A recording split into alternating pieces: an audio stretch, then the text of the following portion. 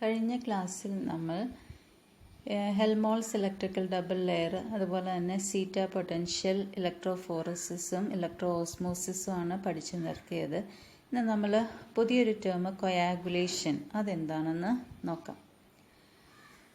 നമ്മൾ lyophilic and lyophobic സോൾസിനെ കുറിച്ച് പഠിച്ചതാണ്.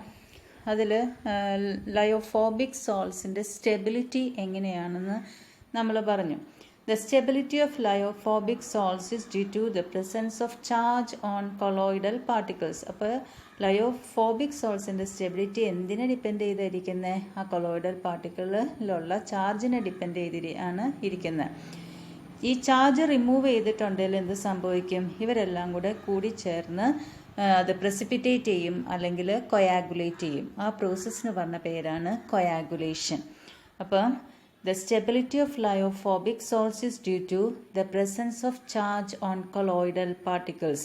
If the charge is removed, they unite together to form bigger particles and finally get precipitated.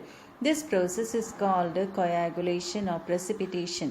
അപ്പോൾ lyophobic സോൾസിൻ്റെ stability അത് carry ചെയ്യുന്ന ചാർജിൻ്റെ depend ചെയ്താണ് ഇരിക്കുന്നത്. ആ ചാർജ് റിമൂവ് ചെയ്തിട്ടുണ്ടെങ്കിൽ ഈ പാർട്ടിക്കിൾസ് കൂടിച്ചേർന്ന് അഗ്രഗേറ്റ് ചെയ്ത് വലിയ മോളിക്യൂളായി മാറി അത് പ്രസിപ്പിറ്റേറ്റ് ചെയ്യും. ആ പ്രോസസ്സിനെയാണ് കൊയാഗുലേഷൻ ഓർ പ്രസിപ്പിറ്റേഷൻ എന്ന് പറയാം. അപ്പോൾ coagulation or precipitation is the process of settling of colloidal particles. ഇപ്പോൾ കൊയാഗുലേഷൻ ഓർ പ്രസിപ്പിറ്റേഷൻ എന്ന് പറഞ്ഞാൽ എന്താ? ഈ കൊളോയിഡൽ പാർട്ടിക്കിൾസ് സെറ്റിൽ ചെയ്യുന്ന പ്രോസസ്സിന് പറഞ്ഞ പേരാണ് coagulation or precipitation. The process of settling of colloidal particles is called coagulation or precipitation. The coagulation of the hydrophobic salts can be carried out in different ways. നമ്മൾ പഠിച്ചു കഴിഞ്ഞ കാര്യങ്ങൾ അതിനകത്ത് പറഞ്ഞ എങ്ങനെയാണ് ലയോഫോബിക് സോൾസിൻ്റെ കൊയാഗുലേഷൻ നടക്കുക. അതിൽ ഒരു മെത്തേഡാണ് ഇലക്ട്രോഫോറസിസ്. അപ്പോൾ the colloidal particles move towards oppositely charged electrodes, get discharged and precipitated. Electrophoresis എന്താണെന്ന് നമ്മൾ പഠിച്ചു. The movement of colloidal particles under the influence of electric ഫീൽഡാണ് ഇലക്ട്രോഫോറസിസ്. അപ്പോൾ ഇവിടെ ഇലക്ട്രിക് ഫീൽഡ് അപ്ലൈ ചെയ്ത് കഴിയുമ്പം പോസിറ്റീവ് ചാർജുള്ള കൊളോയിഡൽ പാർട്ടിക്കിൾ ആണെങ്കിൽ അല്ലെങ്കിൽ സോൾ, കൊളോയിഡ്സിന് സോൾ എന്ന് പറയും. അപ്പോൾ പോസിറ്റീവ്ലി ചാർജ്ഡ് സോൾ ആണെങ്കിൽ അത് നെഗറ്റീവ് ഇലക്ട്രോഡിലേക്ക് പോയി പ്രസിപ്പിറ്റേഷൻ നടക്കും. അപ്പോൾ കൊയാഗുലേഷൻ നടത്താനുള്ള ഒരു മെത്തേഡാണ് ഏതാ? ഇലക്ട്രോഫോറസിസ്. ഇനി മറ്റൊരു മെത്തേഡാണ് by mixing of two oppositely charged sols. രണ്ട് ഓപ്പോസിറ്റ് ചാർജുള്ള സോളുകൾ മിക്സ് ചെയ്ത് വെച്ചാൽ പോസിറ്റീവും നെഗറ്റീവും കൂടെ മിക്സ് ചെയ്തിട്ടുണ്ടെങ്കിൽ കൊയാഗുലേഷൻ ഓർ പ്രസിപ്പിറ്റേഷൻ നടക്കും. Oppositely charged salts, when mixed in almost equal proportions, neutralize their charges and get partially or completely precipitated. This type of coagulation is called mutual coagulation. അപ്പോൾ almost equal ചാർജുള്ള രണ്ട് സോളുകളെ mix ചെയ്ത് കഴിയുമ്പോൾ അവരുടെ charge neutralise ചെയ്ത് കഴിയുമ്പോൾ നമ്മൾ പറഞ്ഞു ലയോഫോബിക് സോളിൻ്റെ സ്റ്റെബിലിറ്റി എന്തിനെ ഡിപ്പെൻഡ് ചെയ്തിരിക്കുന്നു എന്ന് പറഞ്ഞ് അത് ക്യാരി ചെയ്യുന്ന ചാർജിനെ ഡിപ്പെൻഡ് ചെയ്തിരിക്കും. അപ്പോൾ ഇത് രണ്ടും ഓപ്പോസിറ്റ് ചാർജുള്ള ഈക്വൽ എമൗണ്ടിൽ മിക്സ് ചെയ്ത് കഴിയുമ്പം ന്യൂട്രലായി കഴിഞ്ഞിട്ടുണ്ടെങ്കിൽ എന്തോ നടക്കും? കൊയാഗുലേഷൻ ഓർ പ്രസിപ്പിറ്റേഷൻ നടക്കും. മൂന്നാമത്തെ മെത്തേഡാണ് by boiling. When a salt is boiled, the adsorbed layer is distributed due to increased collisions with the molecules of dispersion medium. This reduces the charge on the particles and ultimately lead to settling down in the form of a precipitate. അപ്പോൾ boil ചെയ്ത് കഴിയുമ്പം adsorbed layer is distributed, adsorb ചെയ്തിരിക്കുന്ന layer distribute ചെയ്യും. എന്തുകൊണ്ട്? Due to increased collisions with the molecules of dispersion medium. അപ്പോൾ dispersion മീഡിയത്തിനകത്ത് ഈ molecule adsorb ചെയ്ത് കഴിയുമ്പോൾ ബോയിൽ ചെയ്ത് കഴിയുമ്പോൾ എന്തോ സംഭവിക്കും? ഇവരുടെ സ്പീഡ് കൂടും. അപ്പം ഈ ഡിസ്പേഴ്സ്ഡ് ഫേസ് ഡിസ്പേർഷൻ മീഡിയവും തമ്മിലുള്ള കൊളീഷൻ്റെ റേറ്റ് കൂടുമ്പോഴും ഈ കൊയാഗുലേഷൻ ഓർ പ്രസിപ്പിറ്റേഷൻ നടക്കും. അപ്പോൾ മൂന്ന് മെത്തേഡ്സ് നമ്മൾ കൊയാഗുലേഷൻ ഓർ പ്രസിപ്പിറ്റേഷൻ നടത്താൻ വേണ്ടി പറഞ്ഞു. ഒന്ന് ബൈ ഇലക്ട്രോഫോറസിസ്, രണ്ട് by mixing of two oppositely charged sols, മൂന്ന് ബൈ ബോയിലിംഗ്. അടുത്ത മെത്തേഡാണ് by persistent dialysis. Upon prolonged dialysis, traces of the electrolyte present in the soil are removed almost completely and the colloids become unstable and ultimately coagulate. അതായത് lyophobic സോൾസിന് stability കിട്ടണമെങ്കിൽ small amount of electrolyte അതിനകത്ത് ഉണ്ടാവണം.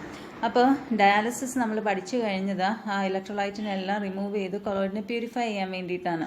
അപ്പം persistent ആയിട്ട് ഇങ്ങനെ dialysis നടത്തി കഴിയുമ്പോൾ മൊത്തം ഒട്ടും പോലും ഇലക്ട്രോലൈറ്റ് ഇല്ലാതെ അതങ്ങ് പോന്നു കഴിയുമ്പോൾ അവിടെ കൊയാഗുലേഷൻ നടക്കും.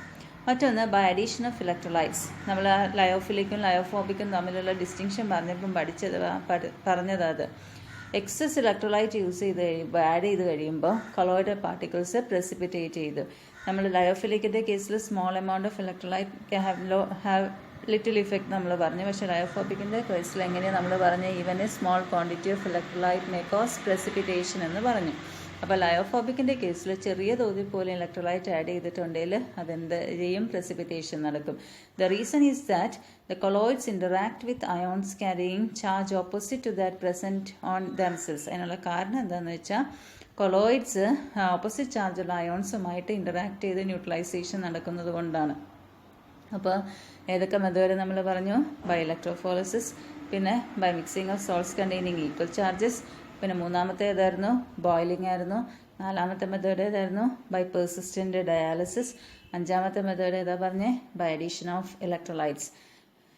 The ions responsible for neutralization of charge on the particles is called the coagulating ion. അപ്പോൾ കൊയാഗുലേഷൻ നടത്താൻ റെസ്പോൺസിബിൾ ആയിട്ടുള്ള അയോണിനെയാണ് കൊയാഗുലേറ്റിംഗ് അയോൺ എന്ന് പറയാം. A negative ion causes the precipitation of positively charged salt and vice versa. It has been observed that generally the greater the valency of locating ion added, the greater is its power to cause precipitation. അപ്പോൾ ഇങ്ങനെയുള്ള ions ആണ് add ചെയ്യുമ്പോഴാണ് precipitation നടക്കുക. Opposite ചാർജുള്ള ions. ആ opposite ചാർജുള്ള അയോൺസിൽ തന്നെ ഏത് അയോൺ ആഡ് ചെയ്യുമ്പോഴാണ് എളുപ്പം പ്രസിപ്പിറ്റേഷൻ നടക്കുക? അത് അതിൻ്റെ വാലൻസിയെ ഡിപ്പെൻഡ് ചെയ്തിരിക്കും. Greater the valency of the ion carrying charge, the greater is its power to cause precipitation. അതൊരു റൂളായിട്ടാണ് സ്റ്റേറ്റ് ചെയ്തിരിക്കുന്നത്. ആ റൂളിന് പറഞ്ഞ പേരാണ് ഹാർഡി-ഷുൾസ് റൂൾ. അപ്പോൾ ഹാർഡി-ഷുൾസ് റൂള് എന്തിനെ ബേസ് ചെയ്ത? കൊയാഗുലേറ്റിംഗ് പവർ ഓഫ് അയോൺസിനെ ബേസ് ചെയ്ത് സ്റ്റേറ്റ് ചെയ്തിരിക്കുന്നതാണ്. എങ്ങനെയുള്ള അയോൺസ് ആഡ് ചെയ്യുമ്പോഴാണ് പെട്ടെന്ന് പ്രസിപ്പിറ്റേഷൻ അല്ലെങ്കിൽ കൊയാഗുലേഷൻ നടക്കുക? കൂടുതൽ വാലൻസി, ഗ്രേറ്റർ വാലൻസി ഉള്ള അയോൺസ് ആണ് പെട്ടെന്ന് പ്രസിപ്പിറ്റേഷൻ നടക്കുക. ഇപ്പോൾ അലുമിനിയം Al3+ ആണ്, മെഗ്നീഷ്യം Mg2+ ആണ്, സോഡിയം Na+ ആണ്. അപ്പോൾ ഈ മൂന്നെണ്ണത്തിൽ വെച്ച് വാലൻസി കൂടുതൽ ആരുടെയാ? അലുമിനിയത്തിൻ്റെ 3+ ആണ്. അത് കഴിഞ്ഞ് മെഗ്നീഷ്യം 2+, സോഡിയം +1 ആണ്. അപ്പോൾ ആഡ് ചെയ്യുമ്പോഴായിരിക്കും പെട്ടെന്ന് പ്രസിപ്പിറ്റേഷൻ നടക്കുക? അലുമിനിയം ഇലക്ട്രോലൈറ്റ് ആഡ് ചെയ്യുമ്പോഴാണ് പെട്ടെന്ന് പ്രസിപ്പിറ്റേഷൻ നടക്കുക. അതുപോലെ തന്നെ ആനയോൺ എടുത്തിട്ടുണ്ടെങ്കിൽ ഫോസ്ഫേറ്റ്, അതായത് PO4 3- ആണ്, സൾഫേറ്റ് SO4 2- ആണ്, ക്ലോറൈഡ് Cl- ആണ്. അപ്പോൾ ഈ മൂന്നിൽ വെച്ച് ആഡ് ചെയ്യുമ്പോഴായിരിക്കും പെട്ടെന്ന് പ്രസിപ്പിറ്റേഷൻ നടക്കുക? ഏറ്റവും കൂടുതൽ വാലൻസി ഉള്ളതായ ഫോസ്ഫേറ്റ് PO4 3-, അത് കഴിഞ്ഞ് സൾഫേറ്റ്, അത് കഴിഞ്ഞ് ക്ലോറൈഡ്. അപ്പോൾ വാലൻസി കൂടുതലുള്ള അയോൺ ഏതാണോ അതാണ് പെട്ടെന്ന് പ്രസിപ്പിറ്റേഷൻ നടത്തുക. ആ റൂളിന് പറഞ്ഞ പേരാണ് ഹാർഡി-ഷുൾസ് റൂൾ. അപ്പോൾ ഹാർഡി-ഷുൾസ് റൂൾ എങ്ങനെയാണ് സ്റ്റേറ്റ് ചെയ്യുന്നത്? Greater the valency of ion carrying charge, greater is its power to cause coagulation of precipitation. ഇനി കൊയാഗുലേറ്റിംഗ് വാല്യൂ എന്താണ്? The minimum concentration of an electrolyte in millimoles per liter required to cause precipitation of a salt in 2 hours is called coagulation value. അപ്പോൾ എന്താ coagulation value എന്ന് പറയാം. ഈ കൊയാഗുലേഷനോ precipitation നടത്താനായിട്ട് ഇലക്ട്രോലൈറ്റിൻ്റെ minimum concentration, അതിനെയാണ് coagulating value എന്ന് പറയാം. The minimum concentration of an electrolyte in millimoles per liter required to cause precipitation of the sol. അപ്പോൾ ഈ സോളിനെ പ്രസിപ്പിറ്റേറ്റ് ചെയ്യാനായിട്ട് ഈ ഇലക്ട്രോലൈറ്റിൻ്റെ മിനിമം കോൺസെൻട്രേഷൻ ഇൻ മില്ലിമോൾസ്, അതിനെയാണ് കൊയാഗുലേറ്റിംഗ് വാല്യൂ എന്ന് പറയാം. The smaller the quantity needed, the higher will be the coagulating power of an ion. അപ്പോൾ ചെറിയ അളവാണെങ്കിൽ അതിൻ്റെ കൊയാഗുലേറ്റിംഗ് പവർ എങ്ങനെ ആയിരിക്കും? ഹൈ ആയിരിക്കും. Smaller the quantity needed, the higher will be the coagulating power of an ion. ഇനി coagulation of lyophilic സോൾട്സിനെ കുറിച്ച് പറയാം. 2 factors which are responsible for The stability of hydrophilic salts are the charge and solvation of colloidal particles. അപ്പോൾ ഇത്രയും നേരം നമ്മൾ lyophobic സോൾസിനെ കുറിച്ചാണ് പഠിച്ചുകൊണ്ടിരുന്നത്. ഇനി lyophilic souls. അപ്പോൾ ലയോഫിലിക് സോൾസിൻ്റെ കേസിൽ അതിൻ്റെ സ്റ്റെബിലിറ്റി എന്തിനെ ഡിപ്പെൻഡ് ചെയ്തിരിക്കുന്നു? ചാർജിനെയും സോൾവേഷനെയും ഡിപ്പെൻഡ് ചെയ്തിരിക്കുന്നു. അപ്പോൾ the stability of lyophilic salts depends upon the charge and solvation of colloidal particles.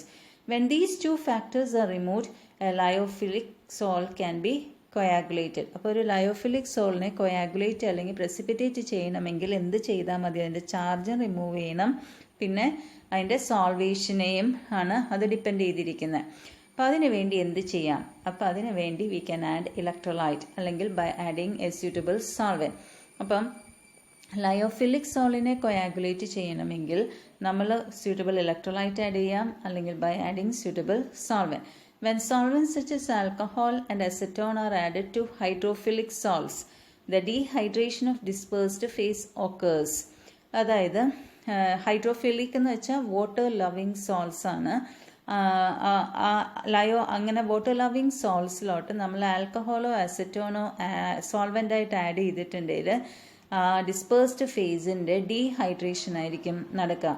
Under this condition, a small quantity of electrolyte can bring about coagulation. ഇങ്ങനെയൊരു സാഹചര്യത്തിൽ ഒരു ചെറിയ ക്വാണ്ടിറ്റി ഇലക്ട്രോലൈറ്റ് ആഡ് ചെയ്തിട്ടുണ്ടെങ്കിൽ അതിനെ coagulate ചെയ്യാനായിട്ട് പറ്റും.